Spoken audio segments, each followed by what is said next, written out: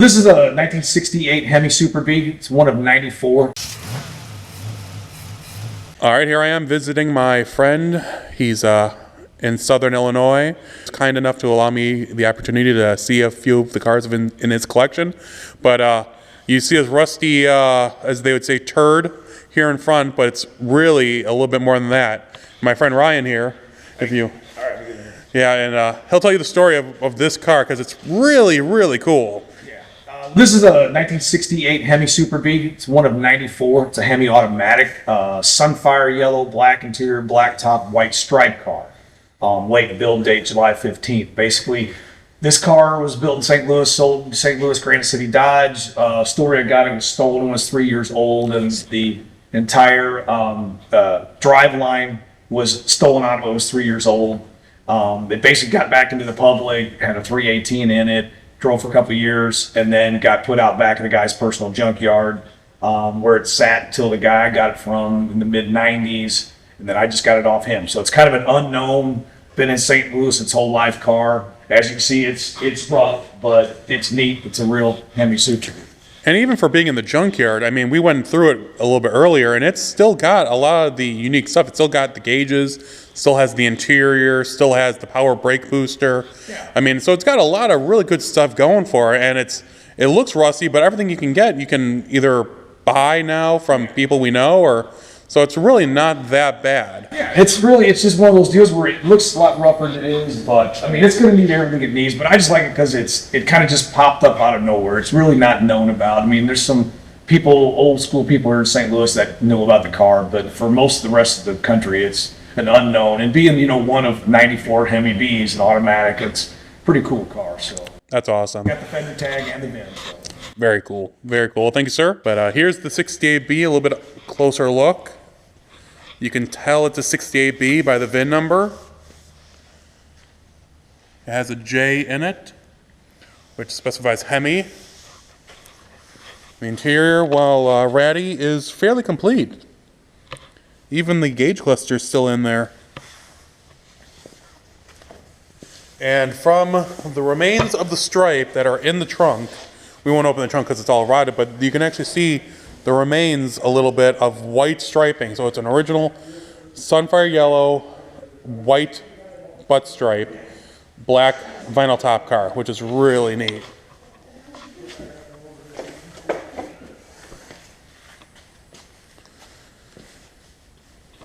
But thankfully he saved it, otherwise it would have been crushed probably. Because who would think that there's a 68 Hemi B in a junkyard nowadays? All right, the second car in his collection that we're going to go over is a 70 Dodge Coronet RT, which again, kind of a really unique car. I mean, it looks worse than it really is. It's actually a really clean, cool car, and he'll tell you about it. All right, this is like you said, a 70 Dodge Coronet RT. It's a 444 barrel 4-speed car, factory purple car, black vinyl top, black interior, black stripe car, standard hood. Standard gauges, buckets, center console with the big pistol grip shifter, speakers in the dash, 354 Dana track pack car. Oh wow, I didn't know that. The thing about this car is that I bought this off, was either the second owner or the first owner, but it was from the very early 70s. It was an older gentleman that owned convenience stores, and he never drove it hard. It's absolutely completely numbers matching, motor, transmission, air cleaner, carburetor. Nothing's never been removed from this car. Actually, when I bought it back in the late 90s, it was still a running, driving car. So it's, it doesn't need, the rails are good. It needs front floors. It needs quarters, stuff like that. But it's a 1 of 405 made, being with the stick. And it's just a neat car. Like I said, it's been sitting, and this is the only one of mine that I could probably spend a couple months on and have it back on the road. And I actually might even be doing that by next year. That'd be cool. It just needs fuel lines, brake lines, and a tune-up, and then find out everything else that goes bad. But that's to be expected. And this was built here in, well, not here, but it was built in St. Louis, you said. This is a St. Louis car also, and it's been in St. Louis its whole life. Probably never left. Kind of like the Hemi B, it was a St. Louis built car. It probably never left the St. Louis area. And got it off, like I said, it was a a man in his late 60s living in a retirement place down in actually inner city St. Louis. Wow. And it's kind of neat because it's got a chain on the hood. He had to lock the hood down at night so they didn't steal the battery out of the place he was at. It's got some other kind of neat things that, you know, show who owned it previously. But I gotcha. Can you pop the hood for us real quick? I know. There is the chain still on the hood. But yeah, it's all untouched. I've gone through everything correct. Radiator, you know, still got the power steering pump, cooler, carburetor. You know, it's just a kind of an untouched, and you see shades of the purple. And this brown paint, he supposedly, when he got it, he had it painted brown because he got tired of all the attention he was getting. And then he continued to run it down everybody else's car because he drove like an older person. Sorry for old people. He had to keep touching it up. It's some kind of barnyard brown. I'm not even sure if it's an automotive color. I mean, I think it's just some paint he found somewhere and painted it brown. But he really, I mean, he painted the center. I mean, he painted a little bit of everything. Just this ugly brown. You know, it's a road wheel car, and the road wheels are on it still, probably on its third set of tires. Its car's never had a radial tire. Oh yeah, bias plies. Old bias plies, and trying to think of what else. I mean, it's just Side scoops, which is cool. I mean, I know they all came standard with it.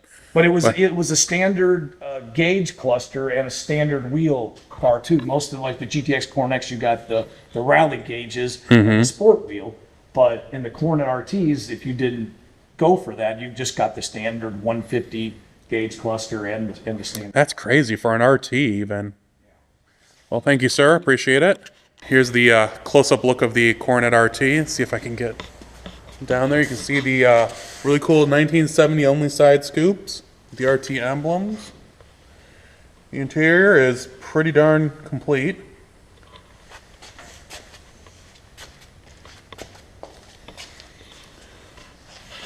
Man, you either love or hate that grill, and I'm one of those lovers. Yeah, it is. It's a love-hate. And I didn't realize it has the bumper guards on Yeah, it. it's a bumper card. It's got the molding on the bottom to rip the front valance too, which was also an option. I'm not sure there's a code for that. But You know, it's funny, a friend of mine had a new old stock version of that, and he had no idea. I sold it on eBay, $800. wow. And I've got a broadcast sheet for this car. Real nice broadcast sheet. So this is completely documented. I mean, this would be a really nice car to put some time in. It would be a purple car with a black interior, black top. Yeah, it's all here, and it got all the numbers, and you know. And one other thing I always check on, this has still got the reverse lockout thing on it, where you have to put it in reverse to get the keys out of it. Okay, yeah. It's a 70 only. That pretty much tells you the motor's never been out. That's true. Very cool. I was very fortunate to be able to go and document these cars when I did, because very shortly after this purple car was bought by an individual who had been chasing it since, I believe, the 70s. He knew about it just like Ryan did, and it was taken and fully restored. I then saw it sitting at Holly Mo Party in 2020, and Ryan goes, "Hey, do you know what car that is?" And I'm like, "No, what car is it?" He goes, "That's the purple Coronet RT that used to be in my barn." And I went, "No way." And you'll see here in a second after this that the car turned out absolutely beautiful. Hey everyone, I hope you enjoyed that video from my friend's place outside of St. Louis. Now, the fact that the video is from 2016 and it's 2024 right now, that blows my mind. Then again, it was one of the earliest barn finding videos I'd ever did, and I never released it because a lot of this stuff, I got a big adventure coming up. I'm gonna get a lot of content, but a lot of the smaller ones are old content that I've never released, because originally it was supposed to be for magazines, and then I had to wait on their timetable to release stuff. And now that that's not the case, now I have a backlog of videos. But as of tomorrow, I'm heading to Detroit for 5 days to go, I think, shoot something just about every day. And then over the weekend, I got 2 huge finds that I'm going to be shooting. That's going to be really exciting. And then that's going to lead into the eclipse, which is a week from tomorrow. So it's going to be a lot of fun. And then after that, I have Jefferson coming up. There's the Mopar swap meet in Wisconsin coming up. That's like a whole one-day thing. So I got a lot of stuff, and I hope to see some of you out there. I know this video and the one that it's a two-parter because there's a lot of cool videos from today and then one a week from now. And then I actually have an entire video dedicated to the green car coming out because it might not look clean, like with the door panels and all that, but I'll show pictures. Me and my friend Seth, we put the entire back end of the car together. The car has a bumper and the tail panels on it. The reflectors 6x2 are on it. Basically, other than the, I have the spoiler over there and some other odds and ends, the back end of the car is at least together. Still have the issue with the front end where the core support's bent. My friend's going to fix my grill because it broke one of the ends off, or just the little tab. But I think the next major thing I'm going to work on will be the interior. And you can see I got door panels here that I've been cleaning. But I don't know about you guys, but the weather's been really wacky here. We had, one day it was 65. And like I said, me and Seth got a whole bunch of stuff done. And I've been out here like every day for an hour or two working on cleaning and doing. But like right now, it's like 32 degrees here in Chicago. It is cold. So, I mean, it kind of hinders it. And I can't show you, I mean, I could show you if I wanted to, but we had severe rains here the last day or two. And it flooded the garage again. So that sucks. But things are getting better. It is now officially spring. So I'm excited to get on the car. Oh, it runs. You can't see, but I put a battery charger on it, and I actually got it running the other day when Seth was here because he had never heard it run. So a lot of good stuff coming up. I'm going to be going through all my video work from when I took it to Knoll Automotive, surprising my mom because, as you guys know, I rent this from my mother. Well, I live just over there.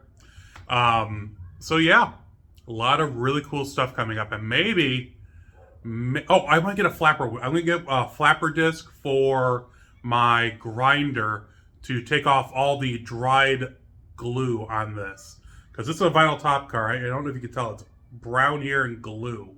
So that's going to be probably a video here in the future. I got a video on the bumper cleaning that I did. And yeah, so fun stuff. Of course, you guys let me know what you think in the comments below. And of course, my link to all my social media is below. There's a new video every Monday. So I'll talk to you all soon. Stay safe. All right.